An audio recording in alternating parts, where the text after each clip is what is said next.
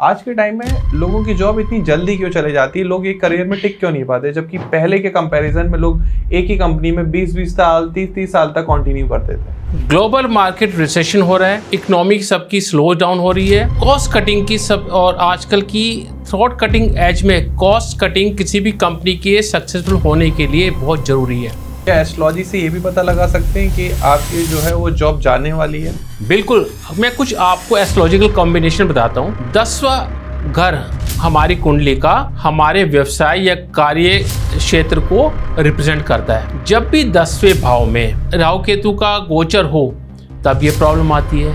अगर किसी का इंटरव्यू क्रैक नहीं हो रहा, क्लियर नहीं हो पा रहा, तो उसके पीछे क्या रीजन हो सकता है? अगर इंटरव्यू क्रैक नहीं हो रहा, पहले देखिए 10th हाउस या 10th रोड पे मैलिफिक ग्रहों का गोचर तो नहीं है। 10वें घर पे राहु केतु शनि का गोचर गलत तो नहीं है। शनिदेव आपकी कुंडली में प्रतिकूल हैं क्या? और कैसे पता करें कि जो हमारे ग्रह हैं वो वीक हैं? इसके लिए आप षटबल में देखिए। षटबल बहुत इंपॉर्टेंट पैरामीटर है। आपकी कुंडली में षटबल में जो ग्रह की स्थिति, उसमें देखो 1 2 3 4 के 7 तक होते हैं। जिसके आगे 7 नंबर लिखा होता है वो सबसे वीकेस्ट होता है। राहु या शनि करियर के अकॉर्डिंग इन दोनों में से ज्यादा पावरफुल ग्रह कौन सा है? शनि। एक इंपॉर्टेंट टिप बताता हूँ, अगर ना आपने शनि को मना लिया, राहु के तो अपने आप मान जाएंगे। नमस्कार दोस्तों, राधे राधे। स्वागत है आपका एक और नए पॉडकास्ट में। तो आज का जो पॉडकास्ट होने वाला है वो उन लोगों के लिए होने वाला है जो लोग जॉब में बहुत स्ट्रगल कर रहे हैं। आज के टाइम में देखो, करियर में एक्सेल करना बड़ा ही मुश्किल हो गया है। नई जॉब नहीं मिल रही, बहुत ज़्यादा ले ऑफ आ रहे हैं। किस करियर अपॉर्चुनिटी में जाएं, किस करियर अपॉर्चुनिटी में ना जाएं। मतलब लोग क्या होते हैं कि अपनी कुंडली एनालाइज करवाते नहीं है, जो जॉब अपॉर्चुनिटी सामने आती है उसको ले लेते हैं, सैलरी देखते हैं और अंदर घुस जाते हैं। फिर उनको समझ में आता है कि मैं इस काम के लिए नहीं बना, या मैं इस वर्क में मैं उतना 100% नहीं दे सकता, क्योंकि जो मेरे ग्रह हैं, जो मेरे नंबर्स हैं, वो अनुकूल नहीं है उस काम को करने के। तो ये आज के टाइम में बहुत इंपॉर्टेंट हो गया है कि पहले आप ये चेक करें कि आप किस काम को करने के लिए बने हैं। क्या आप टेक्नोलॉजी के लिए बने हैं? क्या आप सेल्स एंड मार्केटिंग के लिए बने हैं? क्या आप ट्रेडिंग के लिए बने हैं? आप सिस्टम वर्क के लिए बने हैं? आपके जो ग्रह हैं, आपके जो नंबर हैं, वो क्या कहते हैं आपके बारे में? ये बहुत ही इंपॉर्टेंट है। तो आज हम इस पॉडकास्ट में इसी टॉपिक को अंदर तक डीप ड्राइव रिसर्च करेंगे और समझेंगे कि किस नंबर वालों को किस तरीके के काम करने चाहिए और किन नंबर वालों को क्या काम नहीं करने चाहिए। तो ये podcast little bit related to the numerology and related to the job problems, कि भाई जॉब क्यों जा रही है, उसके पीछे क्या रीजन है, कौन से ग्रह गोचर कर रहे हैं, कौन किस पर दृष्टि डाल रहा है और किसका प्रभाव किसके ऊपर पड़ रहा है। तो बिना किसी देरी के हम अपने गेस्ट का स्वागत करते हैं, आचार्य M.K. वर्मा जी का। नमस्कार सर, राधे राधे। राधे राधे ध्रुव जी, कैसे हैं सर? अच्छे हैं और आपकी और हमें अच्छा फील कर रहे हैं। बिल्कुल सर। पहला क्वेश्चन है सर आपसे, आज के टाइम में लोगों की जॉब इतनी जल्दी क्यों चले जाती है, लोग एक करियर में टिक क्यों नहीं पाते, जबकि पहले के कंपैरिजन में लोग एक ही कंपनी में 20-20 साल 30-30 साल तक कंटिन्यू करते थे? ओके, आपके इस प्रश्न का उत्तर दो तरह से दे सकता हूं। पहला होता है जनरल और दूसरा एस्ट्रोलॉजिकल एनालिसिस। तो पहले जनरल बात करते हैं। आजकल क्या होता है, आजकल कार्यकुशलता का समय है, ग्लोबल मार्केट रिसेशन हो रहा है, इकोनॉमिक सबकी स्लो डाउन हो रही है, कॉस्ट कटिंग की सब और आजकल की थ्रॉट कटिंग एज में कॉस्ट कटिंग किसी भी कंपनी के सक्सेसफुल होने के लिए बहुत ज़रूरी है। दूसरी बात यह है कि एआई और ऑटोमेशन के कारण डाटा एंट्री लेवल और जो बेसिक क्लरिकल वर्क है उसमें छटनी हो रही है। उसका कारण ये है कि एआई की मदद से जॉब को बहुत ज़्यादा कम समय में और कम कॉस्ट पर किया जा सकता है और ड्रास्टिक रिजल्ट आते हैं। किसी भी कंपनी के या किसी भी फर्म के सक्सेसफुल होने के लिए उसका जो भी जॉब टारगेट है, बल्कि इसको ये कहना चाहिए कि जो उसका टाइम टारगेट है, ये सबसे इम्पॉर्टेंट मैटर करता है। मान लेते हमारे पास कोई भी फर्म है, ए और बी। ए ने अपना टारगेट कर लिया 1 साल में और बी ने वही टारगेट करने में क्या किया, 2 साल। तो जो फर्म ए ने 1 साल में अचीव किया वो फर्म बी करेगी 2 साल में। उसके बाद ग्रोथ की रेशियो क्या होगी, ए की बहुत ज़्यादा होगी और बी की कम होगी। यही चीज़ है। अब एआई टेक्निक से जो कि आजकल प्रेवलेंट है और लोगों में एक भय का माहौल भी बना रही है कि इससे जॉब जा रही है, इससे कार्य कुशलता बढ़ रही है। अब आते हैं इसके एस्ट्रोलॉजिकल कारण। देखिए, कोई भी जो मेजर समस्या होती है ना, उसके लिए 4 ग्रहों का गोचर देखते हैं, शनि देव का, बृहस्पति देव का, राहु का और केतु का। अब इसके बारे में विस्तार से बात करते हैं कि ऐसे जॉब की क्यों प्रॉब्लम हो रही है, लोगों की जॉब क्यों जा रही है। ठीक है। सबसे पहले देखते हैं शनिदेव। अभी शनिदेव मीन राशि में है और मीन राशि काल पुरुष कुंडली की 12वीं राशि है। शनि का सिग्निफिकेशन होता है कर्म, कार्य, प्रोफेशन, और 12वें हाउस का एक सिग्निफिकेशन होता है लॉस, तो जॉब का लॉस। जब जब शनिदेव मीन राशि में आते हैं तो इंडस्ट्री में जॉब से रिलेटेड प्रॉब्लम होती। आप 30 साल की ये साइकिल को देख सकते हैं, हिस्ट्री में जाइए, हर 30 साल में ऐसे रिसेशन होता है। अब आते हैं राहु केतु के। राहु देव अभी गोचर कर रहे हैं कुंभ राशि में, जो कि कालपुरुष कुंडली की 11वीं राशि है। ये जो मिथुन राशि कुंभ राशि है, ये कुंभ राशि राहु देव की मूल त्रिकोण राशि मानी जाती है। जब से राहु देव इस राशि में आए तब से ही एआई की बड़ी स्पीड से डेवलपमेंट हुई है, और जैसे ही एआई टेक्नोलॉजी आई तो उसने जॉब को रिप्लेस करना शुरू कर दिया। अब आते केतु का। देखिए, कोई भी रिजल्ट होता है वो सिर्फ राहु देव से नहीं होता है, उसमें केतु देव की भूमिका भी होती है।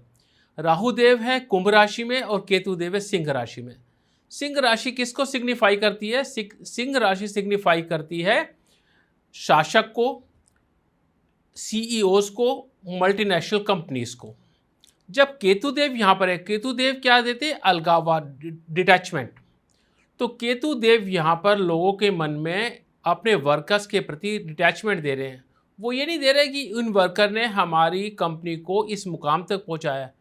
वो कहते हैं अभी हमने अगर सरवाइव करना है तो हमारी कॉस्ट कटिंग और हमारी कॉस्ट मैनेजमेंट एफिशिएंसी ही हमारी कंपनी को सस्टेन करेगी जी। तो इसलिए वो हार्ड डिसीजन लेते हैं। अब अंतिम में आते हैं बृहस्पति देव की। आप देखिए, बृहस्पति देव अतिचारी हैं और इनका गोचर हो रहा है मेन मिथुन राशि में और कर्क राशि में, जलीय तत्व राशि में। तो जल तत्व राशि में जब भी हमारे और वायु तत्व राशि में जब बृहस्पति देव का गोचर होता है तो हमेशा मार्केट में एक कॉम्पिटिटिव पोजीशन होती है, यानी किसी के लिए भी एक निर्णायक स्थिति होती है, और यही सब इनके कारण आजकल जॉब की प्रॉब्लम हो रही है। एक सूत्र दर्शकों में आपको बताऊंगा, आपको एस्ट्रोलॉजी आती हो या ना आती हो, आप इस सूत्र के बाद आज से एस्ट्रोलॉजी करना शुरू कर देंगे। वायु तत्व राशि, वायु तत्व राशि हमारी होती है मिथुन, यानी जिसको इंग्लिश बोलते हैं जेमिनी, तुला जिसको इंग्लिश बोलते हैं लिब्रा, और एक कुंभ जिसको इंग्लिश बोलते हैं एक्वेरियस। और जल तत्व राशि होती है कर्क, दैट इज कैंसर, स्कॉर्पियो यानी वृश्चिक, और मीन यानी पाइसेस। जब कभी भी वायु तत्व राशि और जल तत्व राशि शनि, राहु, केतु आदि से पीड़ित होती हैं तो बाजार में एक मंथन होता है, यानी मार्केट में मंथन। तो इस मंथन में इकोनॉमी रिसेशन होता ही होता है। तो ये आजकल रीजन है मेन कि जॉब क्यों जा रही है। इसके अलावा एक और मेन चीज़ है, क्या जॉब सभी की जा रही है? नहीं, जॉब सिर्फ उसी की जा रही है जिसमें कार्य कुशलता नहीं है। कोई भी कंपनी अभी भी हायर कर रही है और काफ़ी अच्छे प्राइस पर हायर करती है, बशर्ते आपके पास टैलेंट हो, आप मल्टीटास्किंग हो, मल्टी टैलेंटेड हो, आपको कंपनी हायर करेगी। आप एवरेज हो तो कंपनी कहेगी कंपनी विल से नो। तो ये चीज़ है। इनफैक्ट जॉब हम ये कहें कि जा रही है, ये भी एक मिथ है। जॉब सिर्फ उन लोगों की जा रही है जिनमें कुशलता नहीं है।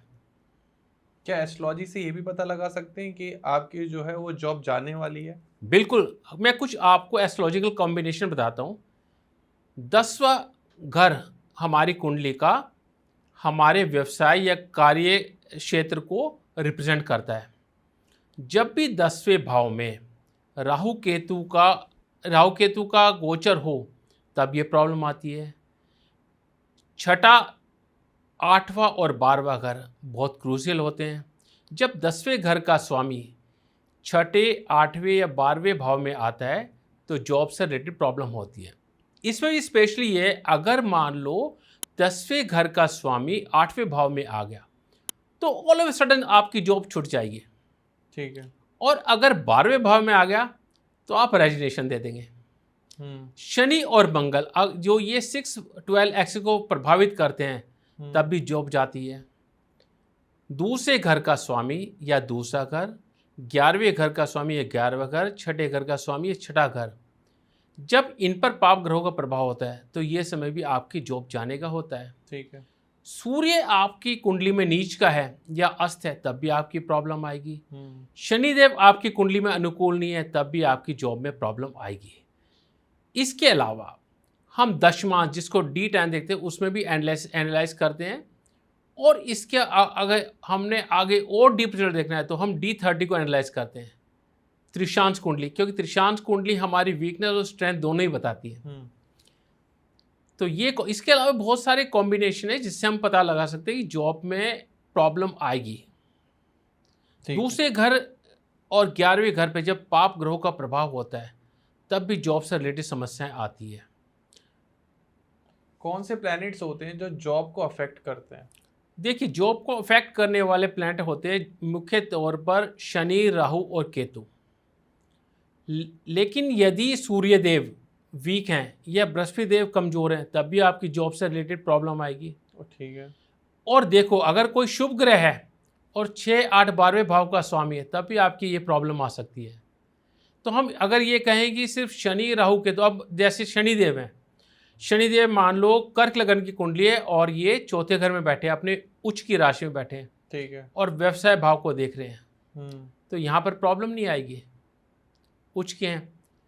अब ऐसी होता है, अब इस कुंडली में देखेंगे तो 6ठे घर के स्वामी है बृहस्पति, तो बृहस्पति देव प्रॉब्लम दे देंगे। तो मोस्टली जनरल टर्म में कहें तो शनि, राहु, केतु और गुरु, इनका गोचर ये प्रॉब्लम कॉज करता है, और साथ में सूर्यदेव का। और कैसे पता करें कि जो हमारे ग्रह हैं वो वीक हैं? देखिए, इसके लिए आप षटबल में देखिए।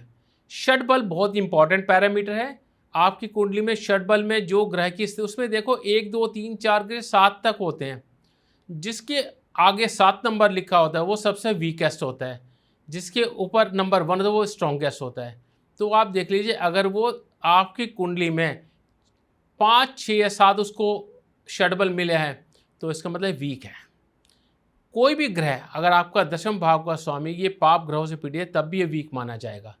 और ये ऑटोमेटिक षटबल में सब कुछ रिफाइंड रिजल्ट आता है।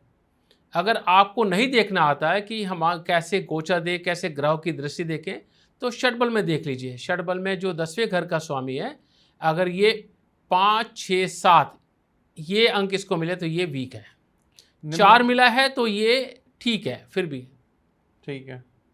न्यूमरोलॉजी में कौन से नंबर अफेक्ट करते हैं? देखिए, 4, 7 और 8 ये नंबर सबसे ज़्यादा अफेक्ट करते हैं। 4 नंबर राहु का होता है। राहु देव आपको जब तक पूरा स्ट्रगल नहीं देते, आपको पूरी तरह चर नहीं करते, तब तक आपको रिजल्ट नहीं देते। 7 नंबर केतु देव का है। केतु देव आपको बार बार डिटैचमेंट देते हैं। ठीक है। और 8वां नंबर शनिदेव का है। अच्छा, शनिदेव का ये नंबर है ना, ये बहुत ही इंपॉर्टेंट है, इसको देखना है। अगर हम ये 8 नंबर को हॉरिजॉन्टली कर दें तो ये इनफाइनाइट नंबर होता है। तो शनिदेव जो होते हैं ना, इनको शनि रिजल्ट देते हैं, यानी धीरे धीरे रिजल्ट देते हैं।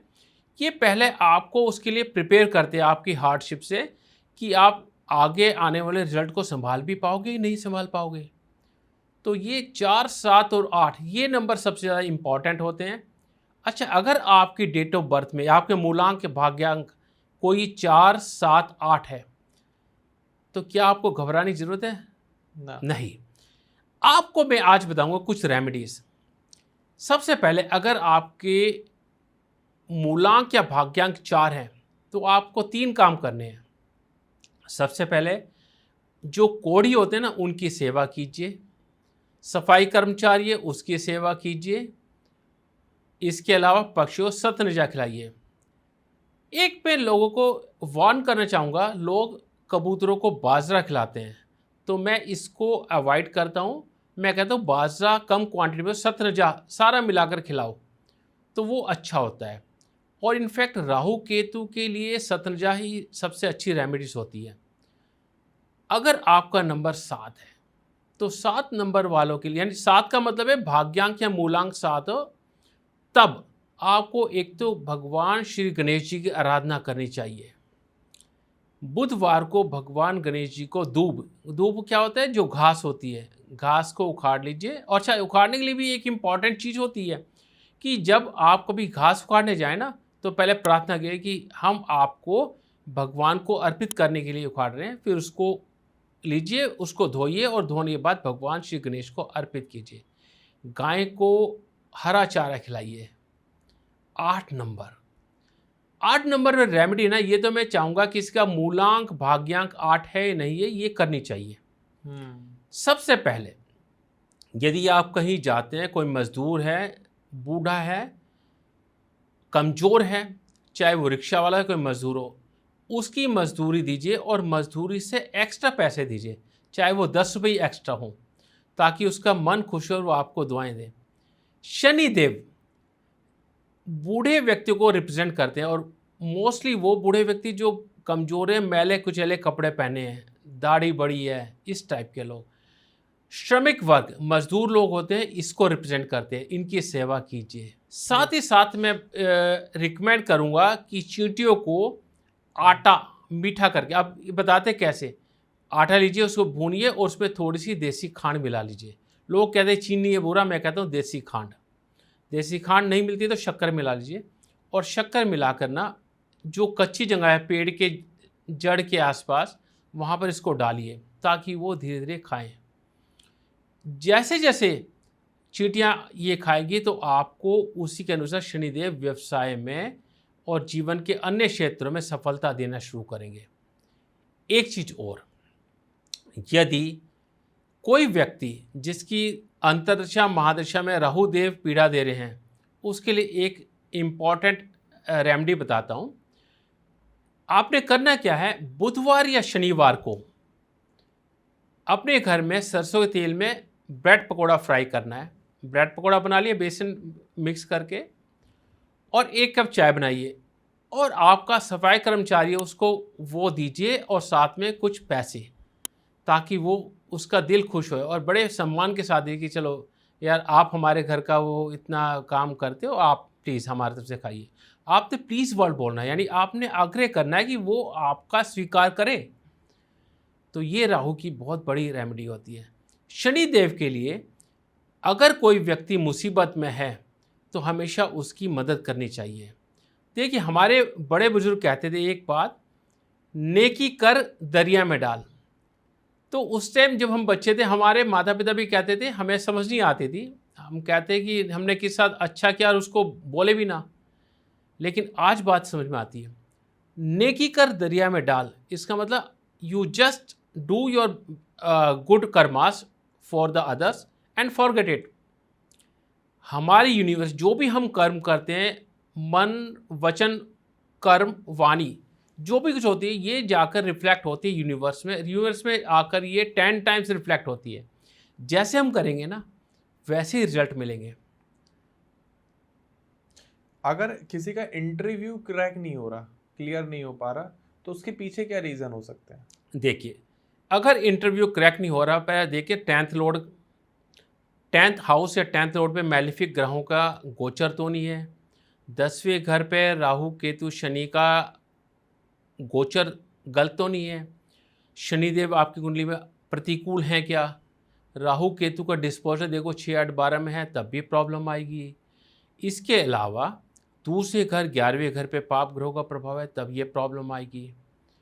अच्छा, इसके अलावा अब न्यूमोलॉजिकली बताता हूँ, यदि आपका ड्राइवर और कंडक्टर, यानी मूलांक ड्राइवर और भाग्यांक कंडक्टर, मूलांक होते हैं आपके डेट ऑफ बर्थ है ना, उसमें सिर्फ जो डेट है उसके दोनों अक्षरों को ऐड करके एक सिंगल डिजिट आएगी, वो आपका मूलांक है। और डे, मंथ और ईयर का मतलब इंक्लूडिंग सेंचुरी जो आएगा वो आपका भाग्यांक है। यानी ड्राइवर मूलांक और कंडक्टर भाग्यांक। ड्राइवर और कंडक्टर अगर आपके नेम निम्नलॉ से मैच नहीं करते तब भी प्रॉब्लम आएगी। इसके अलावा आपके घर में कुछ वास्तु दोष है तब भी ये प्रॉब्लम आएगी। साउथ ईस्ट में दोष हो गया, नॉर्थ में दोष हो गया, साउथ ईस्ट में दोष हो गया, तब भी आपको जॉब से रिलेटेड प्रॉब्लम आएगी। साउथ वेस्ट में इंस्टेबिलिटी है तब भी आपकी जॉब से रिलेटेड प्रॉब्लम आ सकती है। जॉब में प्रमोशन रुकने की क्या रीजन हो सकते हैं एस्ट्रोलॉजी के अकॉर्डिंग? देखिए, जॉब में प्रमोशन का मेन होता है सूर्यदेव से। सूर्यदेव जैसे मैंने बताया ना, अगर वीक हैं, अस्त हैं, राहु केतु के प्रभाव में 6, 8, 12 घर में, तब प्रॉब्लम आएगी। 10वें घर का स्वामी अगर वीक हो गया या गोचर में सही नहीं है तब प्रॉब्लम आएगी। 10वें घर पे क्रूर ग्रहों की दृष्टि या उनका प्रभाव, तब प्रॉब्लम आएगी। एक चीज़ और बताता हूँ, लोगों को शायद ना समझ आए। आप अष्टक वर्ग में 10वें घर के बिंदु देखिए। अगर 10वें घर के बिंदु 28 से कम है तब भी आपका जॉब पोर्टफोलियो वीक रहेगा। एक चीज़ और मैं देखता हूँ, अष्टावक्र क्या होता है? अष्टक वर्ग होता है हमारे ना, कुछ ग्रह जब होते हैं वो विभिन्न राशियों में कुछ पॉइंट देते हैं अपनी स्थिति के अनुसार। तो अब उन सब पॉइंट को जोड़कर जो होते हैं हमारे, इसमें क्या होता है, 7 ग्रह, सूर्य, चंद्रमा, मंगल, बुध, बृहस्पति, शुक्र, शनि, 8वां हमारा लग्न है। इन अष्ट हो गए ना। अब इन सब के वर्ग में अष्टक वर्ग, 2 ग्रह कौन से छूट गए? राहु केतु को हम इसमें इंक्लूड नहीं करते, ये रिसर्च का विषय है। तो इसमें देखिए जो बिंदु देते हैं ये बिंदु बहुत महत्वपूर्ण होते हैं। पराशर जी ने जब वृद्ध पराशर होरा शास्त्र की रचना की थी तब उन्होंने अष्टक वर्ग के विषय में बताया था कि कलयुग में लोगों के पास दिमाग कम होगा, इतना गूढ़ नहीं देख पाएंगे क्योंकि वो राहु के प्रभाव में ज़्यादा रहेंगे। तो उन्होंने अष्टक वर्ग की पद्धति के बताया था।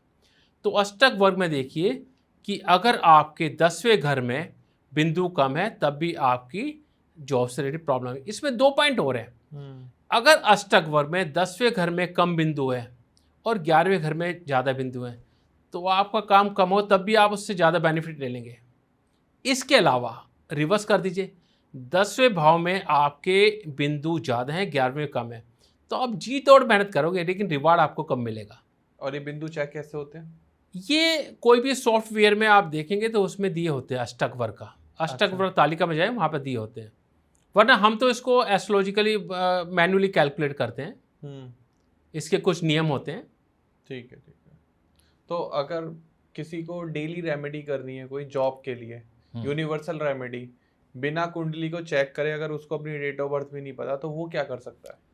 सबसे पहले प्रातःकाल उठें और स्नान आदि से निवृत्त होकर ना तांबे का लोटा लें, उसमें हल्का सा सिंदूर या रोली मिलाएं और उसमें थोड़ी सी चीनी, गुड़, खांड, गुड़ है तो और अच्छा है, उसको मिलाकर ना सूर्य देव को अर्पित करें। इसमें एक आज दर्शकों आपके लिए एक सिद्ध मंत्र बता रहा हूँ। जब सूर्य देव को हम जल अर्पित करते तो एक ये मंत्र है, इसको देख लीजिए। देह कर्ता प्रशांतात्मा विश्वमुक्ता चराचरात्मा सूक्ष्मात्मा यत्रो कर्णवर्ती सूर्य नमामि सूर्य नमामि सूर्य नमामि। ये एक हमारा सिद्ध मंत्र है। इसमें किसी से दीक्षा लेने की ज़रूरत नहीं है, किसी से कुछ पूछने की ज़रूरत नहीं है। आपको मैं दे रहा हूँ ना, आप कीजिए इसको। नहीं अगर आप कर सकते हैं तो आप सिंपल ओम सूर्य देवाय नमः कर सकते हैं। अच्छा, सूर्य जल देने में ना बहुत सारी इंपॉर्टेंट चीज़ें होती हैं जो लोगों को नहीं पता। हम देते हैं ऐसे करके, नहीं, ऐसे कीजिए सिर के बल और ऐसे झुकते हुए ना ऐसे कीजिए कि सूर्यदेव की ओर आपका मुंह होगा और उस जल में सूर्यदेव का प्रतिबिंब दिखे आपको। और इम्पॉर्टेंट चीज़ है कि जो जल आपका नीचे गिर रहा है ना उसके छींटे आपके पैर पर ना आए। ये एक रेमेडी होती है, ये व्यवसाय को अनुकूल करने के लिए। एक चींटियों वाली जो रेमेडी बताई वो आप कर सकते हैं। शनिवार को पीपल के नीचे दिया जलाएं और शनिदेव को दिया जलाएं, उसमें थोड़ी सी काले तिल, एक लोहे की वस्तु, ऑलपिन बेशक हो जाए, वो सरसों तेल का दिया उसमें जलाएं और उनसे प्रार्थना की, हे भगवान, हमने जरूर पिछले जन्म में कुछ गलत कर्म किए थे जिसका फल हम भुगत रहे हैं, तो बहुत हो चुका प्रभु, अब हमें क्षमा कीजिए और हमारा प्रतिमार प्रशस्त कीजिए। और इसमें ना साथ छायादान भी होता है कि सरसों तेल में अपनी फ़ोटो देकर प्रतिबिंब देख के उसको दान करना, ये होता है। सरसों का तेल या शनि से रिलेटेड चीज़ों का दान करना, ये अच्छा होता है। एक अपने घर से जब भी निकले ना, 1:15 और 12:30 के बीच में निकलें और पहले अपना राइट फुट बाहर करना है और उसके बाद ईस्ट डायरेक्शन में, अगर कम स्पेस तब भी धीरे धीरे करके छोटे छोटे कदम साथ रखने हैं और उसके बाद अपने डेस्टिनेशन जाना है। अपने माता पिता बुजुर्ग जो घर में, उनके चरण स्पर्श करके जाइए, उनसे आशीर्वाद लेकर जाइए, शनिदेव की रेमेडी कीजिए, किसी भी ज़रूरतमंद की मदद कीजिए, गाय की सेवा कीजिए। यदि केतु देव के कारण अवरोध हो रहा है तो आप गली के जो आवारा कुत्ते होते हैं, स्ट्रीट डॉग्स, उनको फीड कर सकते हैं, उनको आप दूध पिला सकते हैं। ये भी एक बड़ा प्रभावशाली मंत्र है। तो अभी आपने मंत्र बताए, कुछ दान बताए, इनके अलावा और कुछ यूनिवर्सल मंत्र या दान बता सकते हो जो कोई भी इंसान कर सके, not for job, for everything? चलिए एक चीज़ बताता हूँ दर्शकों, जब भी आपका जन्मदिन हो, आप उसमें देखिए आप किस समय पैदा हुए हैं। लेटर से कोई 4 बजे पैदा हुआ है दिन के, तो 4 बजे आप पंडित जी के पास जाएं, अपने साथ में थोड़ी अनाज ले, उसमें क्या करें, थोड़ा चावल, गेहूं, साबुत उड़द, साबुत मूंग, सरसों का तेल, घी, दूध और दक्षिणा, कुछ ये सामान लेकर जाएं। इसके अलावा अगर आपने कुछ राजमा, छोले वगैरह कुछ देने हैं वो भी कर सकते हैं। और उनको बोलना कि ये ग्रह उतार दीजिए। जो उस टाइम की रेमेडी ये होती है ना, पूरे साल प्रोटेक्शन देती है। और ये प्रोटेक्शन कैसे देगी आपको? फाइनेंशियली, इकोनॉमिकली और फिजिकली, ये तीनों जगह बेनिफिट देगी आपको। बहुत सारे लोग जैम स्टोन्स पर बिलीव करते हैं। क्या जॉब पाने के लिए कोई ऐसा जैम स्टोन है जिसको धारण किया जा सकता है, और इसको क्या धारण करना सेफ होता है? देखिए, स्टोन में क्या होता है, जो प्रीशियस स्टोन होते हैं उसको बिना किसी एस्ट्रोलॉजर की सलाह के नहीं पहनना चाहिए। मैं आपको सिंपल एक सेमी प्रीशियस स्टोन बताता हूँ जिसको पहनने से कोई हार्म है ही नहीं है।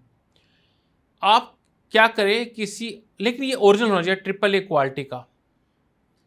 सिट्रिन पहन सकते हैं आप लेफ्ट हैंड में।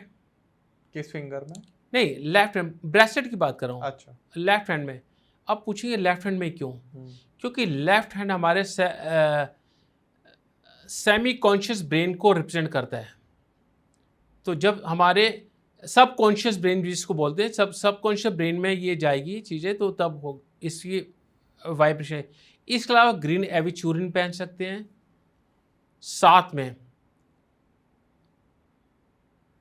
येलो सिट्रिन भी पहन सकते हैं। ये 3 चीज़ें आप पहन सकते हैं। और यदि आपकी दशा, अंतर्दशा खराब चल रही है, क्रूर ग्रह का प्रभाव है, तो सुलेमानी अकीक का ब्रेसलेट भी पहन सकते हैं, बहुत इफेक्टिव होता है। अगर यूथ आपसे एक फाइनल करियर एडवाइस मांगना चाहे कि वर्मा जी हमें बताएं कोई आपकी तरफ से एडवाइस फॉर अ जॉब, तो वो क्या देंगे आप? देखिए, एक चीज़ है, जो भी अगर जॉब हमारी छूटती है, कुछ ये जॉब में कोई प्रॉब्लम आती है, तो सबसे पहले आपको एनालाइज करना है जॉब छूटी क्यों। Whether it is due to our behaviour और it is due to our less skills. तो अगर अपनी स्किल्स को हमेशा अपग्रेड करना है। दूसरी चीज़ होती है नेटवर्किंग पे ध्यान देना है। कभी भी आपकी अगर जॉब किसी कारण से गई है, तो उसमें आपने करना क्या है कि आपने अपने कॉन्टैक्ट्स अपडेट रखने हैं, अपने कलीग्स और बाकी आपके फ्रेंड सर्कल में जो भी है, जॉब से रिलेटेड जो भी पर्सन है, उन सब से बना कर रखें, क्योंकि नेटवर्किंग से ही आपको ग्रोथ मिलेगी। इसके अलावा एक और वास्तु की रेमेडी बता रहा हूँ। अपने घर के साउथ ईस्ट में एक लाल बल्ब जलाकर रख दीजिए, अपॉर्चुनिटी आएगी। जो नॉर्थ जोन है उसको साफ़ सुथरा हल्का रखिए और वहाँ पर एक छोटा फाउंटेन लगा दीजिए, इससे भी अपॉर्चुनिटी आएगी। मेन डोर को साफ़ रखिए, साफ़ सुथरा रखिए, इसमें आवाज़ ना होए, और यहाँ पे रोशनी का इंतजाम कीजिए। और यदि हो ना, सूर्यास्त के बाद वहाँ दिया जलाएं। ये छोटी सी चीज़ें जो, और लास्ट चीज़ ये है, यदि इन सब चीज़ों के बावजूद भी आपको सफलता नहीं मिल रही, तो किसी योग्य एस्ट्रोलॉजर से आपको अपनी कुंडली का विवेचन कराना चाहिए। वही एक्चुअली बताएगा ये प्रॉब्लम क्या हो रही है।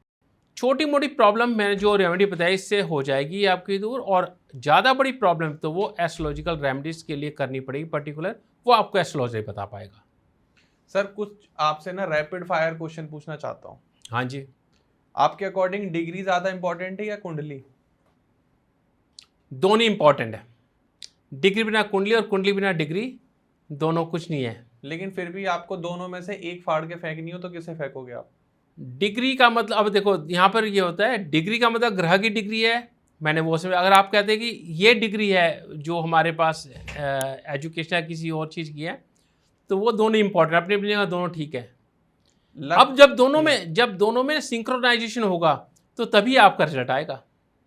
लक को ज्यादा आप मानते हो या हार्ड वर्क को? दोनों इंपॉर्टेंट होते हैं।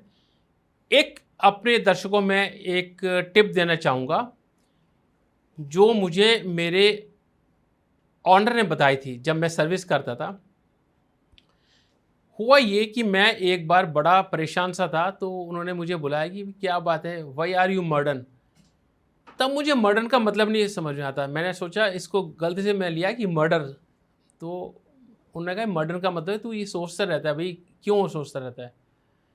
तो मैंने कहा मेरे ऑनर सरदार जी थे, मैंने सरदार साहब मैं अभी देखो अपनी जॉब भी कर रहा हूँ, अपनी एजुकेशन के लिए भी स्ट्रगल कर रहा हूँ और मुझे आगे करियर भी बनाना, मैं परेशान रहता हूँ, मैं क्या करूँगा। तो उन्होंने एक बहुत ही गोल्डन टिप दी थी। उन्होंने कहा कि देखो यदि आप मेहनत करते हैं ना, हो सकता है आपको फल आज ना मिले, कल मिले, कल ना मिले परसों मिले, परसों मिले हफ्ते बाद मिले, महीने बाद मिले, साल बाद मिले, लेकिन आपने जो एफर्ट कर दिया ना उसका फल भगवान भी नहीं रोक सकता। फिर उन्होंने मुझे एग्जाम्पल दिया कि देखो जो ऋषि मुनि ने तपस्या की ना, उसमें विघ्न आए, बाधा आए, वो अपने डटे रहे, तो बाद में भगवान को विवश होकर प्रकट होना पड़ा और इस मृत्यु लोक में आना पड़ा। पृथ्वी लोक को मृत्यु लोक बोलते हैं, यानी कि अगर स्वर्ग से तुलना करें तो हमारी पृथ्वी क्या है, स्लम एरिया होगी। तो भगवान को वहाँ से आना पड़ा और भगवान को पता है इसकी क्या मांगेगा, विवश होकर भगवान को देना पड़ा। तो इसलिए कर्म से आप कभी विमुख ना होइए। राहु या शनि, करियर के अकॉर्डिंग इन दोनों में से ज्यादा पावरफुल ग्रह कौन सा है? शनि। एक इंपॉर्टेंट टिप बताता हूँ, अगर ना आपने शनि को मना लिया, राहु केतु अपने आप मान जाएंगे, क्योंकि शनिदेव इज मास्टर और Rahu Ketu are two pupils, उनके चेले हैं शनिदेव के। सैलरी ग्रोथ किस ग्रह से देखी जा सकती है? सैलरी ग्रोथ के लिए 10th लॉर्ड देखिए और उसका connection 2nd Lord, 11th Lord, 6th Lord से कैसे है वो देखिए। वास्तु में वो कौन सी गलती होती है जिसके घर में हो रखी हो तो उसकी जॉब नहीं लग सकती? ओके, इसके लिए आपके साउथ वेस्ट इम्बैलेंस होना चाहिए, तब नहीं होगी। आपका नॉर्थ इम्बैलेंस होगा तब नहीं होगी। साउथ ईस्ट में ज़्यादा बड़ा वास्तु दोष हुआ तब नहीं होगी।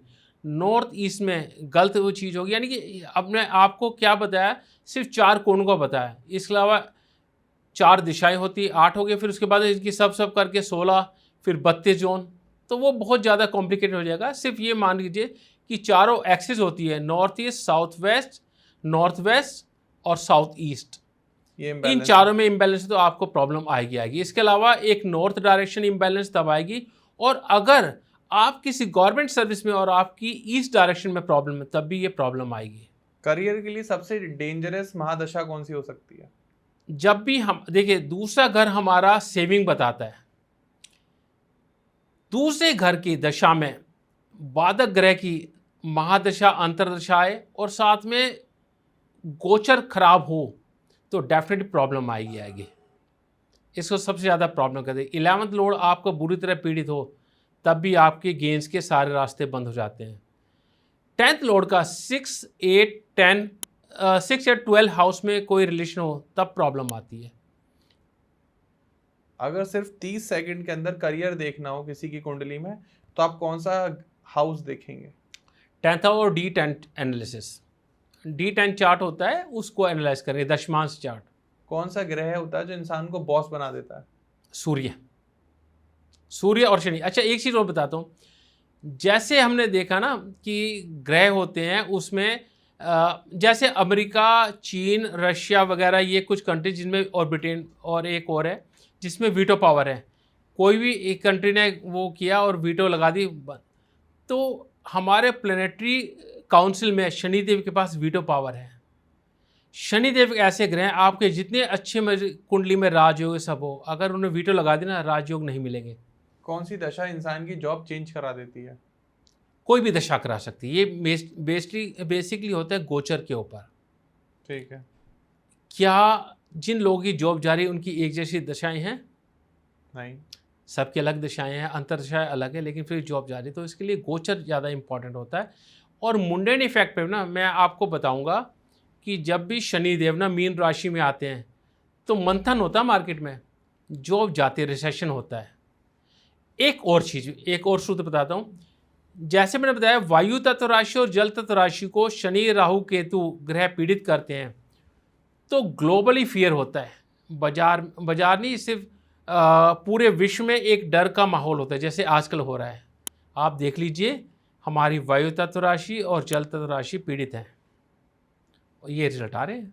एक और कुछ डाउट है वर्मा जी। जी, अगर कुंडली में ही सब कुछ लिखा है और वही होना है तो उपायों का क्या इफेक्ट होता है आपके अकॉर्डिंग? भगवान श्री कृष्ण ने गीता में कहा है, मतलब है कि व्यक्ति को कर्म करना चाहिए, फल की इच्छा नहीं हो। फल तो जो मैं चाहूँगा वो ही दूंगा।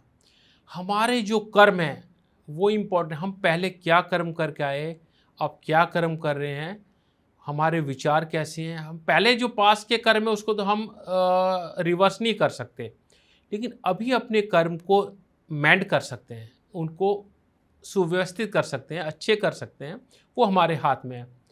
और मैंने भी आपको बताया कि कर्म करते जाएं, भगवान को भी विवश होकर फल देना पड़ेगा। आपकी इस बात का मैंने पहले ही आंसर दे दिया था। अगर मैं अपनी कुंडली 2 एस्ट्रोलॉजर से एनालाइज करवा रहा हूँ और दोनों की अलग अलग प्रिडिक्शन है तो उस केस में मैं क्या करूँ? देखिए, एस्ट्रोलॉजी एक वास्ट टॉपिक है। अब आपने कुंडली दी, मान लो मेरे पास ही आती है कुंडली, अब मैं इसको एक, अगर आपने लिमिटेड टाइम दिया, मैं इसको क्या देखूँ? मैं करियर देखूँगा, ग्रोथ देखूँगा, हेल्थ देखूँगा, मैरिटल कंफर्ट देखूँगा, चिल्ड्रन देखूँगा, ठीक है, ये देखूँगा कि हमारी कब बूम का टाइम है, ये सब देखूँगा। दूसरे एस्ट्रोलॉजर के पास है, लेट से वो अब नहीं थे, वो कहता है मैं देखना है कि क्या टाइम हमारा क्रिटिकल हो सकता है, या ये दशा ये अंतरदशा इसमें क्या पॉसिबिलिटी हो सकती है। तो अगर ना आप 10 एस्ट्रोलॉजर के पास जाएंगे तो 10 के 10 एस्ट्रोलॉजी आपको डिफरेंट बताएंगे, क्योंकि एस्ट्रोलॉजी है ही इतना वास्ट फील्ड। ये एस्ट्रोलॉजी को कैसे समझिए, आपके जितने भी 7 महासागर हैं, ठीक है, उसमें गहराई जहाँ से मर्जी देखेंगे उसको नापना मुश्किल होगा। तो इससे भी ज़्यादा अनंत हमारी ज्योतिष है। आज से ना 20 साल पहले जब मैंने ज्योतिष सीखना शुरू किया ना, तो मेरे गुरु ने जो उस टाइम थे उन्होंने बताया कि ज्योतिष तो अनंत सागर है। तो अब हमारे में उतनी बुद्धि तो नहीं थी, हम अपने आप समझते कि नहीं हम समझदार हैं, गुरुजी कह रहे हैं, मैं आप सिखाओ जी, मैं करूँगा। सीखते गए, धीरे धीरे पता लगता गया। और एस्ट्रोलॉजी में ये है कि या वास्तु है या कोई भी विधा है, मैं आज भी उसमें मेहनत करता हूँ। जितना मर्जी मुझे आता हो, मैं हमेशा अपने आप को अपग्रेड करना चाहता हूँ। अच्छा, यही चीज़ मैं ना अपने दर्शकों को बताऊँगा जिनकी जॉब से रिलेटेड प्रॉब्लम, भाई अपने आप को अपग्रेड करते रहो। आने वाले टाइम में एक अच्छी चीज़ होगी। अभी आपको लग रहा है एआई नौकरी खा रही है, अभी एआई नौकरी देगी। हाँ, ये तो है। तो जितने भी लोग ये वीडियो देख रहे हैं, पॉडकास्ट देख रहे हैं, अगर उनकी जॉब से रिलेटेड इश्यूज चल रहे हैं, उनकी जॉब चली गई है, या करियर में ग्रोथ नहीं कर पा रहे हैं, एक्सेल नहीं कर पा रहे हैं, या डिजायर्ड जॉब नहीं मिल रही है, या फॉरेन जाना चाहते हैं, विदेश में जाके नौकरी करना चाहते हैं, या पता करना चाहते हैं कि उनको किस फील्ड में जाना चाहिए, तो आपको आचार्य MK वर्मा जी का नंबर स्क्रीन पर आ रहा होगा, डिस्क्रिप्शन में भी डिटेल मिल जाएगी, नाम, number, social media handle, address, complete website, आप वहाँ भी पूछ सकते हैं। और अगर किसी का मन कर रहा है कि कंसल्टेशन बुक नहीं करनी है, हमें तो कुछ फ्री में ही रेमेडीज़ मिल जाए, तो आप कमेंट सेक्शन में अपने सवाल लिख दीजिएगा अपनी डेट ऑफ बर्थ के साथ, आपको वहाँ पर आपके जवाब जरूर दिए जाएंगे। बाकी बहुत बहुत धन्यवाद, शुक्रिया वीडियो को यहाँ तक देखने के लिए। वर्मा जी बहुत बहुत शुक्रिया अपना कीमती समय हमें देने के लिए। अभी हम और आपके साथ पॉडकास्ट करेंगे और जानेंगे भविष्य और दुनिया के बारे में कि आने वाले टाइम में इस ब्रह्मांड में, इस दुनिया में, इस पृथ्वी पर क्या क्या हो सकता है। Thank you so much for coming and thanks to all of you for watching till now. Radhe Radhe, जय श्री कृष्ण। राधे राधे।